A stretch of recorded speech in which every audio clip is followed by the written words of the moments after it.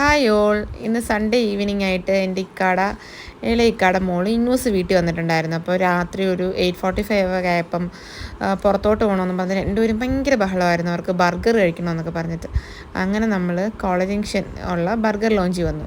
അപ്പോൾ അവർക്ക് വേണ്ടിയിട്ട് നല്ലൊരു ബർഗർ ഞാൻ കണ്ടു. പോക്കറ്റ് ബർഗർ എന്ന് പറഞ്ഞ് 99 റുപ്പീസ് ആട്ടോ. അവിടെ 89 എന്ന് എഴുതി വെച്ചേക്കുന്നത്, പക്ഷേ 99. അപ്പോൾ കുഞ്ഞുങ്ങൾക്കാകുമ്പോൾ അത് അത്രയും മതി. അല്ലാതെ വലിയ ബർഗേഴ്സൊക്കെ വാങ്ങിച്ചാൽ അവർക്ക് കഴിക്കാൻ ബുദ്ധിമുട്ടാണ്.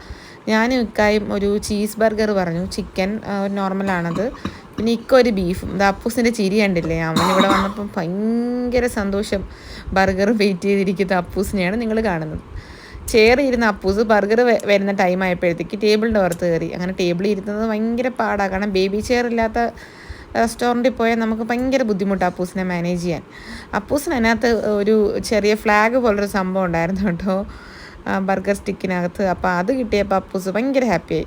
അപ്പോൾ അപ്പൂസ് ആ പയ്യനെ കുറച്ച് ബർഗറിൻ്റെ ബൺ പിച്ചിട്ടുണ്ടായിരുന്നു, അവനത് വായി വെച്ചു മയനേഴ്സ് ഇല്ലാതെ. അപ്പം നമ്മളെ കൂടെ ഇരുന്ന് അവൻ ആ ബർഗർ ബണ്ണിങ്ങനെ കുഞ്ഞു കുഞ്ഞായിട്ട് ഇങ്ങനെ പിച്ചി കഴിക്കുന്നുണ്ടായിരുന്നു. അപ്പം ഇന്നൂസിൻ്റെയും നമ്മുടെ ദുവക്കുട്ടിയുടെയും ബർഗർ 89 റുപ്പീസിന് നല്ല വേർത്തായിരുന്നു. 89 അല്ല, 99 റുപ്പീസിന് നല്ല വേർത്തായിരുന്നു.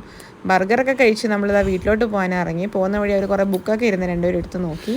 ഇറങ്ങിയപ്പം കുറച്ച് ചാറ്റൽ മഴ ഉണ്ടായിരുന്നു കേട്ടോ. അങ്ങനെ നമ്മൾ നേരെ പള്ളുമുക്കി വന്നു. ഇന്നാപ്പയെ വിളിക്കാൻ ഉമ്മയും അപ്പയും വരുമെന്ന് പറഞ്ഞു. അങ്ങനെ പള്ളുമുക്കി വന്ന് അവർ ഇന്നൂസിനെ വിളിച്ച് അവർ നേരെ വീട്ടിലോട്ട് പോയി. ഞങ്ങൾ നേരെ വീട്ടിലോട്ട് പോയി. അപ്പോൾ അത്രയേ ഉള്ളൂ വീഡിയോ. ബായ്.